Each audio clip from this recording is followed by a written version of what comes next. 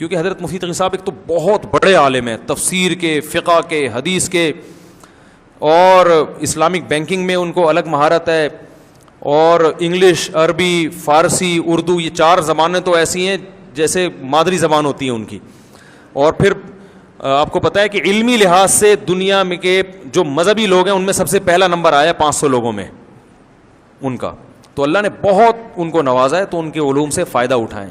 سیرت پہ ان کی بڑی گرفت ہے. پھر اسفار بہت کیے ہیں، دنیا میں جو سفر کرتا ہے اس کے تجربے بہت ہوتے ہیں، تو تجارب بہت ہوتے ہیں. تو یہ بڑی، اور پھر بڑے بڑے بزرگوں کی صحبت انہوں نے اٹھائی ہے، بڑے بڑے علماء کی صحبت بچپن سے اٹھائی ہے. ان کے والد خود مفتی اعظم پاکستان تھے، تو گھر بھی یہ علماء کا وہ ہے بھائی، اور بچپن سے علم میں اٹھنا بیٹھنا. پھر تصوف میں بھی بہت آگے ہیں وہ. حضرت ڈاکٹر عبدالحی صاحب رحمہ اللہ تعالیٰ بڑے بزرگ تھے، ان سے تربیت کروائی انہوں نے اپنی. آج کل تو کہتے ہیں نا بابے وابے نہیں ہیں، جتنے بڑے بڑے علامے گزرے ہیں انہوں نے کسی کو بابا بنایا ہے اور اپنے آپ کو اس کے حوالے کیا، تبھی ان کی تربیت ہوئی ہے. انسان تربیت کا محتاج ہے، خود سے اپنی تربیت نہیں ہوتی، کسی سے تربیت کروانی پڑتی ہے. سمجھ رہے ہیں؟ صحابہ نے نبی سے کروائی، پھر تابعین نے صحابہ سے کروائی، تبع تابعین نے تابعین سے. آج کہتے ہیں میں خود کتابیں پڑھ کے نیک بنوں گا، تو نہیں بنے گا. آپ بابا ہونا ضروری ہے. لیکن اور میں بار بار کہتا ہوں دیر آر 2 types آف باباز، اچھے بابا اور برے بابا. تو آپ کہتے ہیں میں بابی نہیں ہوں، بابا فری ہوں، میں بابا لیس ہوں، یہ اسلام میں نہیں ہے. آپ یہ کہیں کہ میں اچھے باباؤں کو مانتا ہوں، برے باباؤں کا انکار کرتا ہوں. اور اچھے بابا وہ ہونے چاہیے جو آپ کے سے آپ کی سند متصل ہو.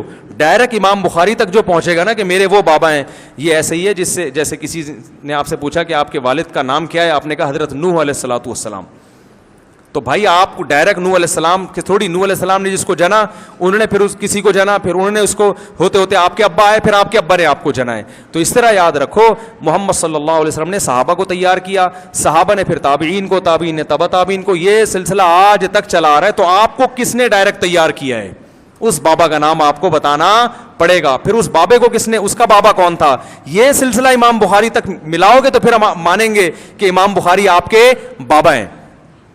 ورنہ جیسے ہم نوح علیہ السلام ہم کی اولاد ہے نا، اس لیے کہ میرے والد کے جو والد تھے، پھر ان کے جو والد تھے، ان کے جو والد تھے، وہ سلسلہ کہاں تک پہنچتا ہے؟ نوح علیہ السلام. اگر میں کہوں کہ نہیں میرے سے نوح علیہ السلام ہی ابا ہیں، باقی میرا ابا کوئی بھی نہیں ہے، اس کا مطلب پھر نوح علیہ السلام بھی آپ کے ابا نہیں ہیں. تو بابا فری نہ بنے.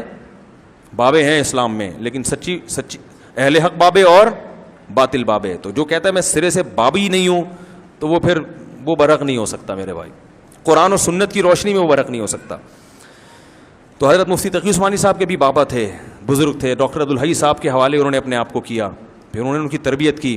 ڈاکٹر عبدالحی صاحب کے بھی بابا تھے مولانا سلوی تھانوی رحمۃ اللہ علیہ. مولانا سلوی تھانوی کے بھی بابا تھے حاجی امداد اللہ مہاجر مکی رحمۃ اللہ علیہ، ان کے بھی بابا تھے. یہ پورا سلسلہ محمد صلی اللہ علیہ وسلم تک پہنچتا ہے. ہاں ان بابوں سے غلطیاں بھی ہوئی ہیں کیونکہ یہ نبی نہیں تھے.